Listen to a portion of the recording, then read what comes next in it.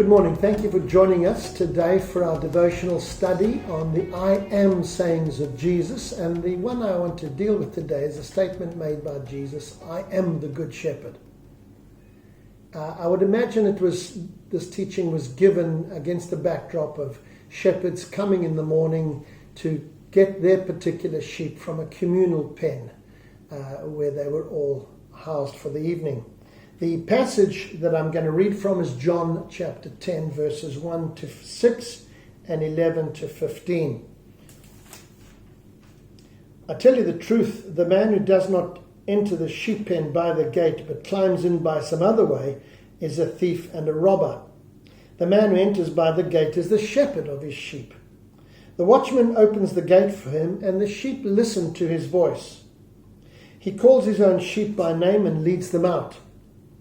When he has brought out all his own, he goes on ahead of them, and his sheep follow him because they know his voice.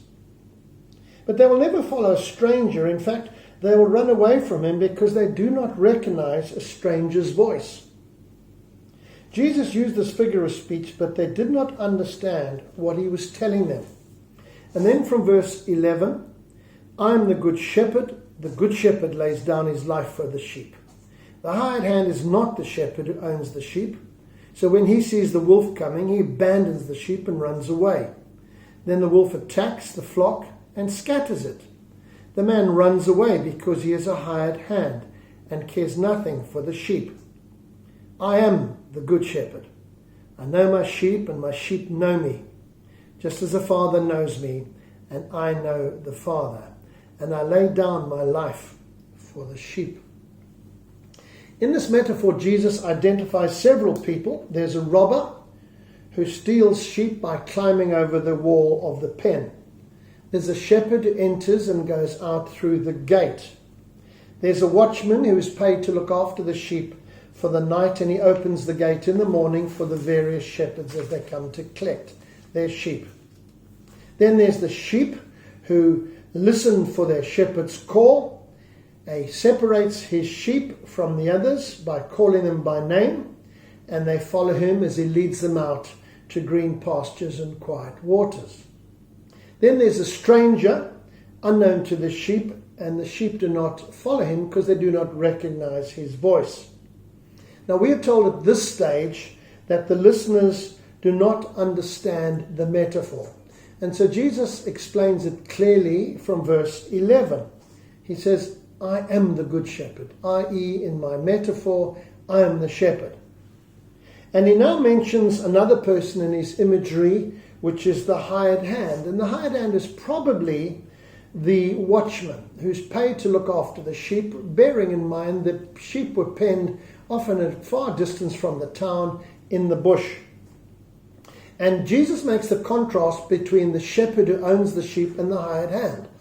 If the hired hand is under any risk or threat from wild animals, he will leave the sheep and they'll be attacked and scattered. Whereas the owner of the sheep will protect his assets and run the risk of damage to his body or even laying down his life. Jesus, by mentioning this, is obviously forewarning the disciples of his coming death for his sheep. Twice he tells them in the passage that I am the good shepherd. I'm not the robber. I'm not the watchman. I'm not the stranger. I'm not the hired hand. I am the true shepherd of the sheep. And you'll recognize me clearly when you see me lay down my life for my sheep. Now let's talk about us. We are likened to sheep in the story. And as you know, sheep are probably the most dumbest animals on the planet. They go astray and get lost frequently. Isaiah uses the same metaphor and imagery in Isaiah 53:6 when he says, all we like sheep have gone astray. Each of us is turned to his own way, and the Lord has laid on him the iniquity of us all, in reference to the coming Messiah, Jesus. Now, we are reminded here of our propensity as sheep to make bad decisions as we reject the shepherd's will for our lives. So how do we ensure that we don't go astray? Well, the metaphor gives the clue. Firstly, we need to know the shepherd. We can't just know about him, we must know him. We must be able to say in the words of Psalm 23, the Lord is my shepherd. Have you made him your shepherd? Secondly, we must listen to the shepherd's voice, that still small voice of the Spirit in our hearts that calls to us and gently seeks to lead us. Are we learning to recognize the voice of God? And that only can happen when you spend intimate time in his presence each day, reading his word. When did you last hear God speak to you through his word, or through a creation, or through a song, or through somebody else, or through circumstance? Do you listen for the voice of God?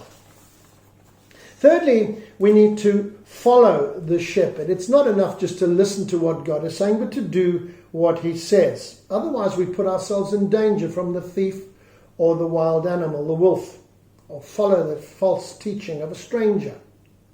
I close with a verse from that lovely hymn which speaks about Jesus leaving the 99 sheep to go and find us when we get lost. And it's a beautiful encouragement. Perverse and foolish, oft I strayed, and yet in love he sought me, and on his shoulder gently laid, and home rejoicing brought me. Let's pray. Father, forgive us for when we act like dumb sheep. Help us to listen to your voice and to follow you, that we might be led into the pastures that you prepare for us. For we ask this in your precious name. Amen. Blessings until next time.